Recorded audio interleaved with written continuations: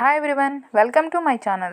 Today we will learn 5 important legal terms in English and their Telugu translations. Let's begin. First one, trifling అంటే స్వల్పమైన, చిన్నదైన, అల్పమైన అని అర్థం.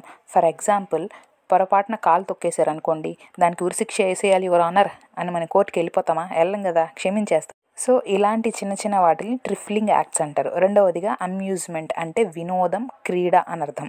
థర్డ్ వన్, ప్రైవేట్ డిఫెన్స్ అంటే ఆత్మరక్షణ. ఫర్ ఎగ్జాంపుల్, మనల్ని ఎదుటి వాళ్ళు కత్తితో పొడవడానికి వస్తున్నారు, మనల్ని చంపడానికి వస్తున్నారు, మనకి హెల్ప్ చేయడానికి ఎవ్వరు లేరు. అప్పుడు మనం ఏం చేస్తాం? మనమే తిరగబడి అతని బారి నుండి తప్పించుకోవడానికి ఏదో ఒకటి చేస్తాం. సో అలా మనం అతనికి హాని చేస్తే తిరిగి అది ఎలాంటి అఫెన్స్ కాదు, అది ఆత్మరక్షణ కిందకు వస్తుంది. నాలుగవది ఫ్యాక్ట్ అంటే వాస్తవము, యథార్థము.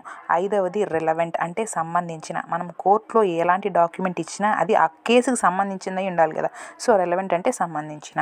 If you like this, please like,